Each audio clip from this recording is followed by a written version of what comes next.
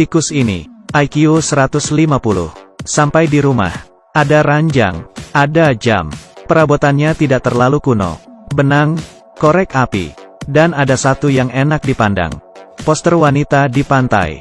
Saat tikus mau tidur, tiba-tiba tembok, masuk sebuah paku besar. Paku kedua dan ketiga, dekat ke arahnya. Tikus yang berada di tengah, tidak aman. Ia pun pergi. Ternyata pria itu, di luar sedang terus mengebor. Di saat itu, sebuah paku besar menghalangi jalan tikus. Dan ia dikepung, tidak bisa bergerak. Saat pria akan mengebor yang terakhir, kehabisan listrik. Ia mengambil palu, baru mau pukul, kakaknya buka pintu. Saat itu, tikus berhasil kabur. Hari itu mereka sedang angkat bak mandi. Tikus sengaja bersembunyi di balik botol. Berhasil buat pria itu kaget. Keduanya masuk ke bak, dan turun ke bawah.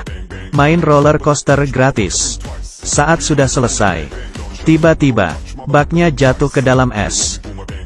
Saat mereka balik, ingin balas dendam ke tikus. Di lantai pasang banyak jebakan. Keduanya menunggu sepanjang malam. Saat sedang tunggu, tikus keluar. Datu senang, bersiap masuk permainan. Melihat tikus, dengan santai, melewatinya, melompat ke atas lemari, berjalan, loncat ke seberang pakai lampu, melalui 3 lengkungan, sampai atas kaleng. Melihat tikus loncat, mengambil ceri, dilempar ke bawah, jatuh ke bawah, terkena jebakan. Sebuah jebakan bergerak, satu demi satu datang ke arah mereka. Rencana Datu tidak berhasil. Mereka berdua terjepit. Mereka berdua ambil penyedot debu mengejar tikus. Tikus bergegas masuk ke dalam lubang. Datu memasukkan alat ke dalam lubang. Melihat saluran penyedot debu. Keluar air. Kantong di dalam mesin keluar. Keduanya tidak senang. Dan tidak tahu. Yang tersedot. Pipa saluran pembuangan. Kantong di hadapannya semakin besar. Tikus di jendela. Menyaksikan. Air kotoran ini semuanya keluar. Mereka berdua gagal. Tidak ada cara lain. Membayar. Orang datang untuk menangkap tikus. Cara mereka berbeda. Dapat mendengar posisinya. Dengan mencium sudah bisa tahu hewan apa. Di sini ada tikus. Mendengar itu, ini adalah orang yang tepat. Penangkap tikus sudah bersiap, mulai mencari. Ia menemukan 3 petunjuk penting. Ia sudah kerja puluhan tahun.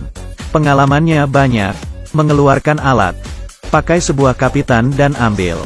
Betul, seekor jantan. Dan mengambil itu. Dimasukkan ke dalam mulut. Merasakannya. Harus berhasil. Kenali diri sendiri dan musuh. Perang dimulai. Ia mulai bergerak. Menggunakan alat.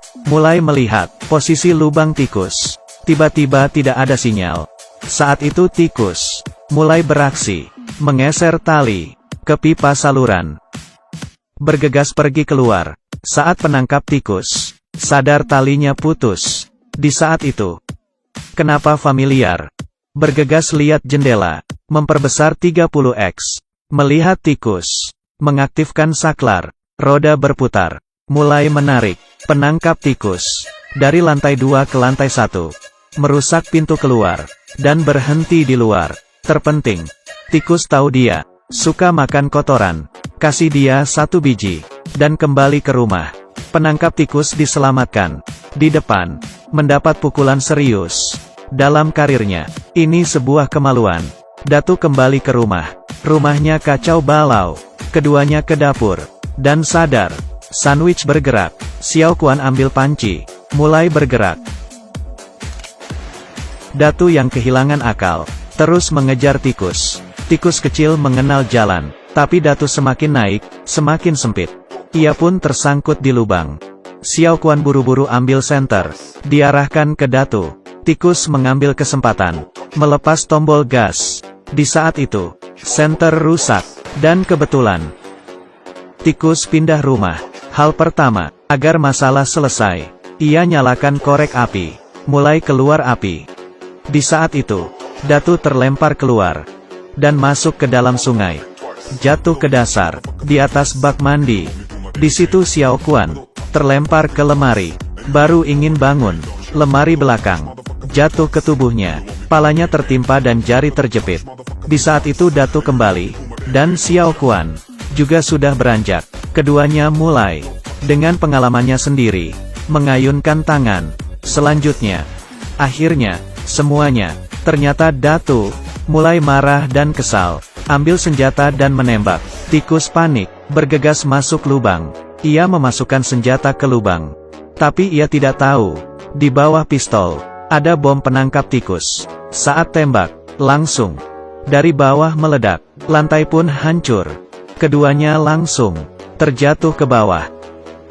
Mereka berdua, mulai merapikan rumah, ingin lelang rumah itu. Dengan harga tinggi, rumah bersejarah ratusan tahun, memiliki nilai koleksi bagus. Banyak orang datang lihat rumah. Lelang dimulai. Orang di bawah berjuang, mulai buka harga. Di saat ini, tikus keluar. Xiao Kun menggerakkan tangan untuk menangkap tikus. Tangan licin.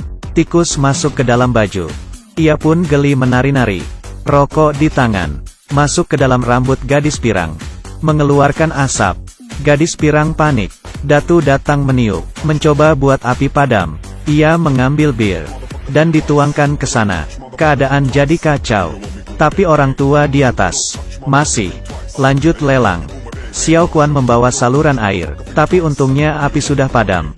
Datu marah, langsung masukkan air ke dalam lubang tikus. Xiao Quan buka keran paling keras. Tikus menganggap setara dengan tsunami. Menyelamatkan diri, itu dia. Kelelahan berlari, naik ke atas kaleng. Lelang sudah sampai harga tinggi. Di saat itu, air menghancurkan tembok. Orang di dalam terbawa, terseret keluar. Datu saat itu, hatinya kuat. Tidak apa-apa, selama rumah masih ada. Lelang masih lanjut. Rumah mewah rubuh. Mereka berdua putus asa, menyetir ke pabrik. Tikus setan kecil juga ikut. Mereka berdua kelelahan, tertidur di atas meja. Pada saat itu, tikus dengan IQ tinggi mulai beraksi lagi, mengganggu mereka berdua. Melihat keluar jendela, pabrik tali hidup. Ternyata tikus mengubah jadi pabrik pengolahan makanan, berbentuk bola keju, dan rasanya enak. Setelah itu mereka meningkatkan produksi. Tikus yang pintar bertanggung jawab atas periksa kualitas. Sejak saat itu, mereka berdua menjadi pemenang. Baik, saya Mu Zili. Sampai berjumpa lagi.